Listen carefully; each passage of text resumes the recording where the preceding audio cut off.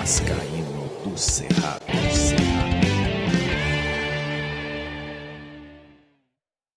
Terminou agora, acabou de terminar, o Vasco ganhou do Confiança por 2-1, resultado importantíssimo, aleluia, graças a Deus.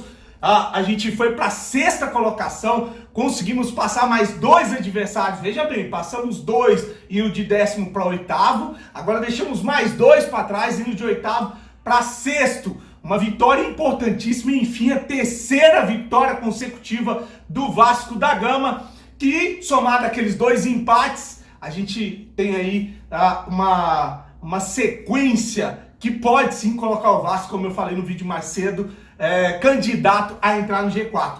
Mais uma final vai ser contra o Sampaio Corrêa, mas antes vamos falar um pouco dessa partida e eu vou desabafar aqui com vocês que eu tô até agora com o coração acelerado. Puta que pariu, mas esse time gosta de passar raiva no torcedor vascaíno. A gente tem que sofrer fortes emoções. Tá ganhando primeiro o seu Fernando Diniz, que, encaixou um time contra o Goiás. Falei isso no intervalo lá no Instagram. Falei isso durante o jogo, a gente discutindo isso no grupo. No intervalo, aliás, quando ele escalou o time, eu até imaginei, manteve o Zeca e o Riquelme. E também trouxe o Léo Matos de volta para a lateral direita. Pode ser que dê certo, porque o Zeca vai fazer aquela dupla junto com o Bruno Gomes. Mas não rendeu, não funcionou. O Zeca com o Marquinhos Gabriel não deram liga. E aí, no segundo tempo, ele entende que ele entrou errado e coloca de volta o mesmo esquema que deu certo contra o Goiás. Entra com o Peck, recua o Zeca para lateral direita e deixa o Riquelme com mais liberdade. O moleque voou para mim, o melhor jogador dentro de campo disparado. E dá o lé, tem personalidade, bota a bola na área como ninguém. Esse moleque tem que ser titular absoluto, né, seu Carlos Leite? Né? O Carlos Leite, olha, você vê como é que tanto que esse empresário desgraça a vida do Vasco da Gama. Esse moleque era para ser titular há muito tempo. Não é, porque não tinha um treinador que tenha peito e coragem como o Wagner Diniz, que cagou pra mim na entrada, mas resolveu o time no segundo tempo. E depois, um recado pro Fernando Diniz, não bota esse Rômulo dentro de campo. Seja lá que hora for, seja lá que partida for, principalmente com o Marquinhos Gabriel dentro de campo. Rômulo e Marquinhos Gabriel dentro de campo, você tá pedindo para perder a partida. E o seu Vanderlei, mais uma bizonhice, saiu totalmente errado, jogador desmarcado, acabou fazendo um gol. A gente passou um sufoco, mais um pouquinho, esse time empatava e jogava toda a nossa alegria, toda a nossa esperança no lixo. Tem que ser assim, né? Tem que ser sofrendo, tem que ser chorando, tem que ser brigando.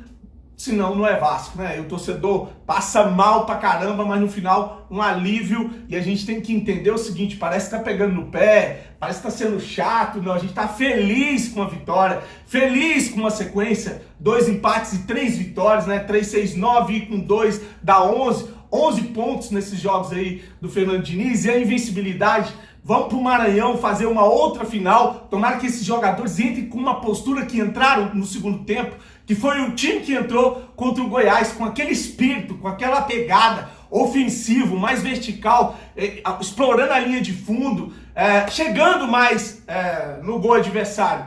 Então, assim, a gente precisa de ter essa postura contra o Sampaio Corrêa para ir depois para São Januário fazer uma final, a outra final contra o Curitiba. Então parece que a gente está pegando o pé, parece que a gente está sendo chato, reclamando, o time ganhou, o que importa é que ganhou. Obviamente, o que importa é ganhar, o que importa é os 3 pontos, o que importa é quebrar a calculadora dos matemáticos que já diziam que o Vasco estaria na 2ª divisão, mas tem que lembrar o seguinte, o Vasco tá encarando um time que tá brigando para ir para a Série C, gente. O Confiança, de repente, não virou o Palmeiras, o São Paulo, o Santos, o Internacional. É o Confiança.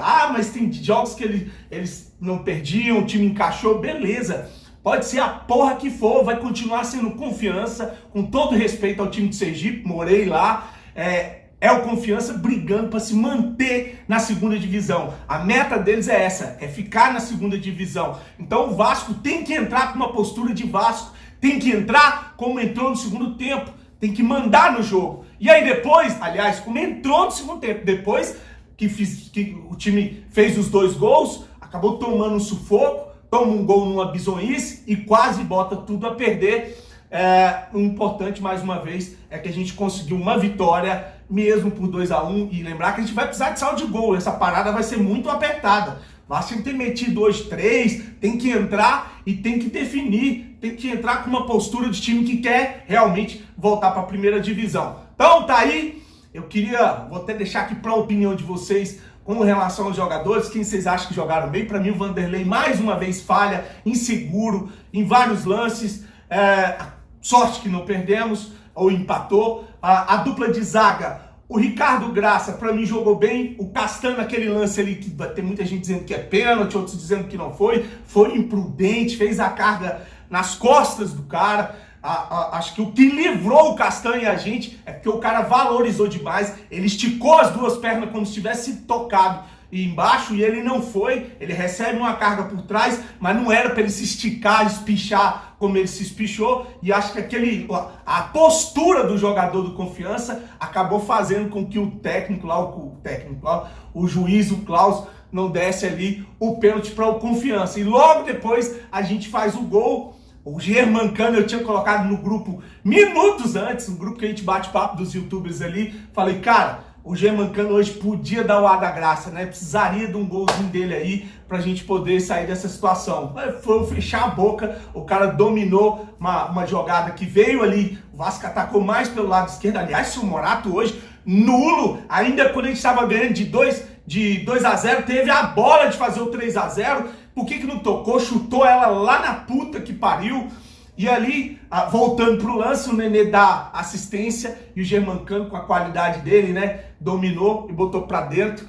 E depois, logo depois, a gente faz um gol com o Ricardo Graça. Acho que o Ricardo Graça hoje jogou pra caramba, e aí, além de ter jogado pra caramba, fez o gol. Tô bem emocionado. Fez o gol, mas eu quero aqui, mais uma vez, falar de uma cabacice que o Fernando Diniz tinha que conversar com os jogadores do Vasco, porque não tem condição. Você vê, o time tá tomando sufoco, 2-1, 46, 48, não é pra ter mais futebol, cara. Aí você tem o Sarrafiore, ele toma uma bolada que machuca, não é nem questão do cara fazer cera, porque ali é a hora de você fazer a catimba, a cera, de parar o jogo, de fazer a falta, de rolar, tipo, peitar o jogador, de pedir o VAR, de pedir ajuda, tomar água. A hora de você catimbar o jogo, segurar o resultado, é ali no finalzinho, faltando 1, 2 minutos. E aí o contrário, ao invés de fazer isso, o jogador se machuca e fica machucado dentro de campo, pulando igual um saci. Meu Deus, eu não acreditei naquilo, não. Tomou a bolada ali, sentiu, cai no chão, rola, meu amigo, finge que tá tendo convulsão, para a porra do jogo, porque o Vasco tomou gol assim contra o Cruzeiro, porque foi cabaço, tomou gol contra o CRB assim, porque foi cabaço no final, e hoje quase toma gol de novo, porque o seu Sarrafiore foi cabaço, ficou mancando dentro de campo, pede atendimento, bicho burro, e mantém a porra do jogo, segura, não deixa jogar. Me admira, até com o Nenê dentro de campo, o Nenê tinha que ter essa postura de chamar a atenção, cai, pede atendimento. E o Nenê hoje, que ele não vinha fazendo uma boa partida, como fez nos outros jogos, mas acabou dando o passo pro gol, sempre decisivo o Nenê. Tá aí o garoto de 40 anos de idade, que veio para dar pro Vasco uma nova possibilidade de subir para a primeira divisão. Vai ter gente que vai me questionar como vem um pau no rabo aqui desses Teletubbies, falar que, você tava falando que esse time não subia, você tava falando que tinha 3%, agora você tá aí dizendo que os matemáticos se fuderam, que o Vasco pode subir para a primeira divisão. Eu vou repetir aqui para você, seu pau no cu. Eu falei lá atrás que aquele time não subia para a primeira divisão.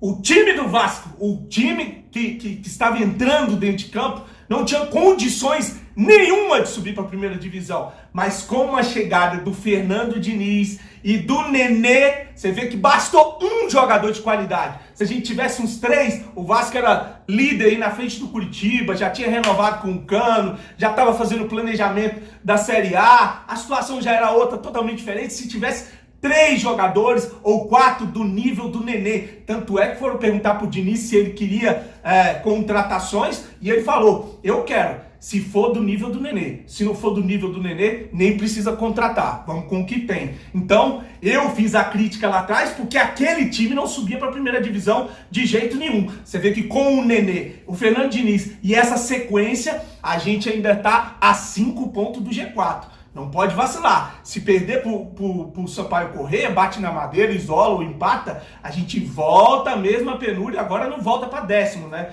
Volta para 8º, a gente volta a estar ali no meio de tabela. Então é importante entrar contra o Sampaio Corrêa e ganhar para tirar todo o prejuízo que a gente teve durante o campeonato e aí sim voltar a disputar uma vaga no G4 e quem sabe, com fé em Deus e o apoio da torcida vascaína, subir para a primeira divisão, que é o lugar onde o Vasco deve estar. Tá bom? Não vou falar de gestão, de política, hoje a gente vai comemorar uma vitória importantíssima e dormir feliz, mesmo passando essa raiva, esse susto no final do jogo. Grande abraço, fique com Deus. Eu não falei, né? Se inscreve no canal, deixa o joinha, tamo junto. Fique com Deus, uma semana abençoada e saudações vascaínas.